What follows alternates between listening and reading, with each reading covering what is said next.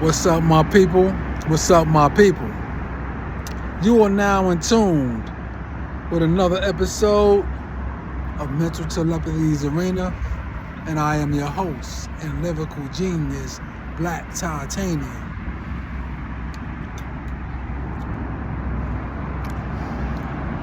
As you know, on this show, at the Homeless Empire, the office is everywhere, and trying to check on my teeth. I had to brush my teeth before I approached y'all niggas. Y'all gotta bear with me because I'm still out here in the struggle, baby, and I'm trying to avoid these old snitch ass niggas, those old snitches out here that be trying to eavesdrop, trying to tell a white man what you saying before you go say it, before you put it on the video. You know how these creeps are. Well, anyway, today's topics vary, as you know, but the primary topic is about the black youth. Because if you don't pay attention to your future,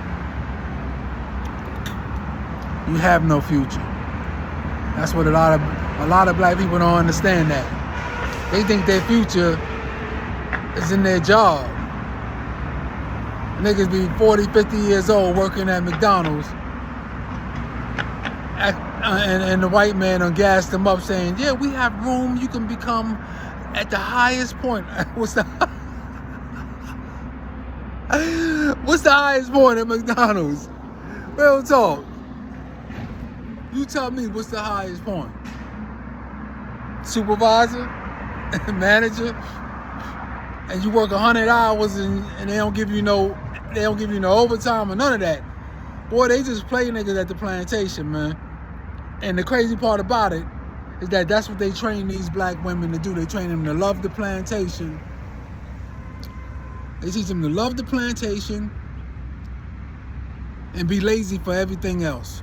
They don't interact with their kids. You can have a house full of kids. You can have 10 people in the whole house. You can have 10 people in the whole house, and nobody will be saying nothing to each other. Everybody will just be on their own device. You know? As soon as the kids come and say, Mom, can you help me with my homework? You know, she'll say, boy, oh girl, get downstairs, go in that living room. I'm eating. Because that's also what he trained them to do. Eat. You know? Because, that's how black people fight depression. Most black women are depressed, they won't tell you that, but their actions do. By them eating. Everything they do, they want to eat. Because that's how black people fight depression. Eating, sleeping, drinking, smoking. When you see the white man go out, he work on his cardiovascular. Because they know that the show is gonna pop off. And I'm about to get on the bus. And this is where the devils be at on the bus. Oh my goodness. This is where the devils be at. You gotta watch yourself on the bus. Oh, witchcraft ass niggas. Oh, that's right. They don't stop here. I forgot all about that. Anyway.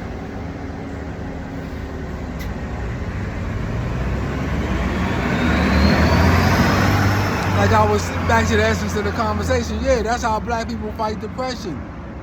And they need to give a lot of these black mothers and fathers parenting classes, because they don't know how to. A lot of them don't know how to be a parent to their kids. They don't know. A lot of people think that if I put a roof over their head and I give Bob some clothes, that constitutes being a parent. No, it don't. Because if you're not protecting your child's mental psyche, then you're not doing nothing for your child, man. And most of these black women, they snatching their kids' innocence just by their actions in the house. Every day they waking up on some evil shit, or they saying I gotta go to work. And these are things that you got to bring about awareness of, because if you only knew how many black women leave their kids that's from 7 to 11 in the house by themselves when they go to work. This is what the white man forced them to do. They leave their kids in the house by themselves at the ages 9, 8, 7, 11, 10. Yeah. And they tell them not to, God forbid they ever open up the door for the wrong person.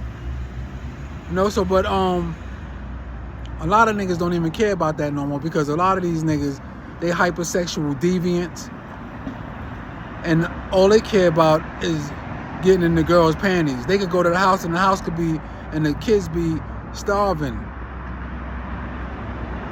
They won't say nothing. They'll be abused. They won't say nothing. They'll help abuse them, because that's what these rape-o pedophile niggas be doing. They can't wait till the kid turn into puberty. A lot of these women, they run out and they meet monsters. They think, one thing about a woman, especially a black woman, they think they could change a nigga into anything they want to change him into. And when they grab one of these rape-o pedophile ass niggas, what happens is that they get him in the house, try to change him, and by the time they figure out that they're not going to change him, it's too late. They stuck with a monster, abusing them and everything. A lot of these chicks is in captivity, man. A lot of them. Like I was saying in my last video, we gotta stop that some way, somehow, because our kids' future is in jeopardy, man, with these parasites, man. And everybody that listen, they know what I'm talking about. And don't act like I'm exposing your secrets, because basically you're not invisible. Every other culture can see you. Every other culture can see you. Real talk. Every other culture can see you.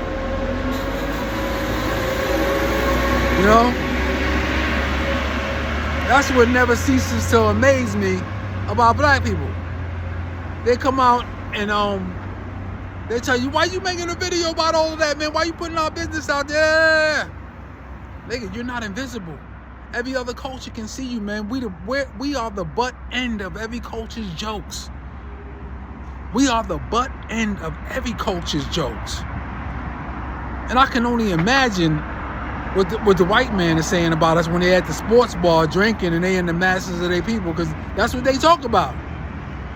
They talk about us, because they trying to get rid of us, because we're a threat to their survival genetically.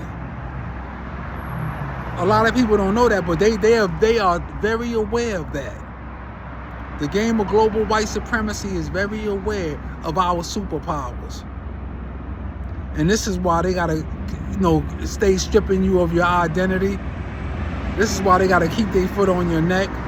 This is why they make every other culture participate in the game of white supremacy against the African American. These niggas out here, these Mexicans, Puerto Ricans, all these niggas that act like they your friend, but they be snitching on you niggas. And when you come back 5 years later and the whole neighborhood is full of Mexicans or full of Puerto Ricans or full of Africans, you know what happened?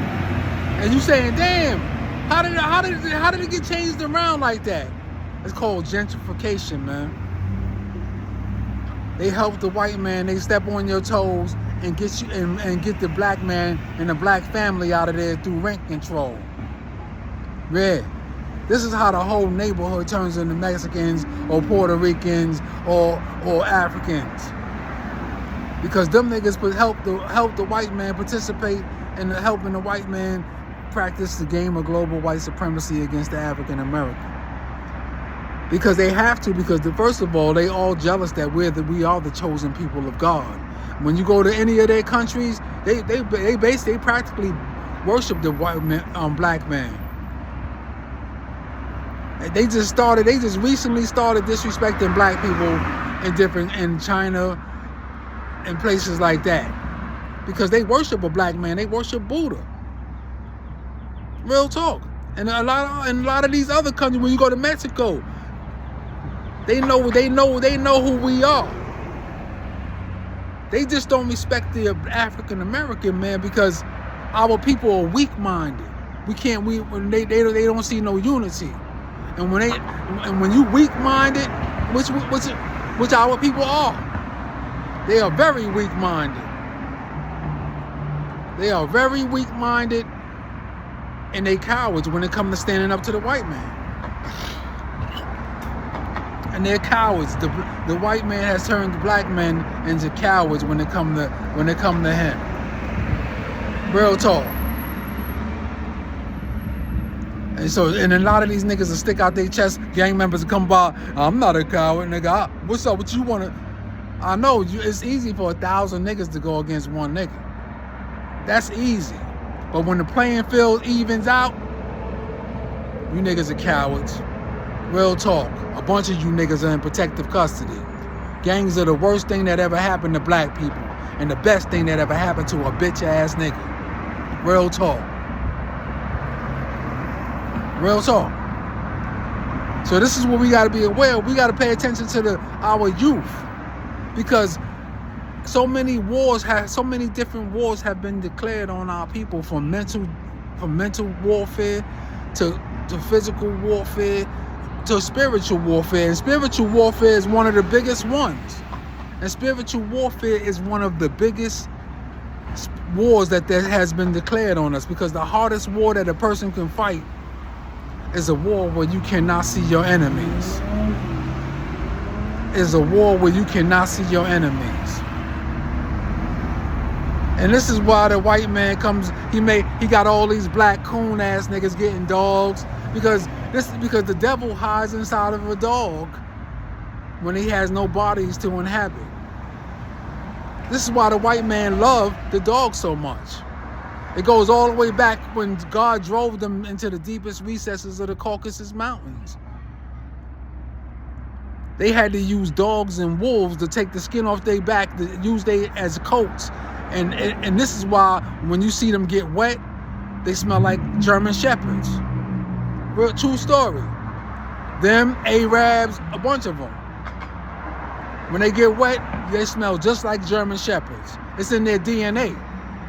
If you spend thousands of years as a savage living up in the Caucasus Mountains, and God said he hated them, because what they called them in the Bible was the Edomites. The Edomites. He said, I hated the Edomites. I drove them into the deepest recesses of the Caucasus Mountains to live as savages for years. And he said of the Edom said, I feel impoverished, but I will be back one day to build desolate places. And that's the white man's attitude. They're pathological people. Pathological. They live their lives by the rules of engagement. This is why anybody that hangs out with them, or anybody that hangs out with them, whenever they look for you to come, people like me to come along so they can engage with you, to play reactionary games. Real talk.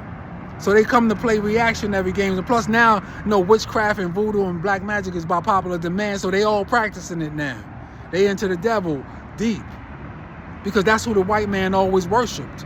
This is why they took all the books out of the Bible. Because back in the day, when my moms used to make us go to the church and stuff like that, what made it so easy to read the Bible was the fact that not only did it have words in it, it had pictures. And it showed you who the white man worshipped. They worship a beast called Moloch. Real talk. This is why, they engage with me. They live their lives by their rules of engagement.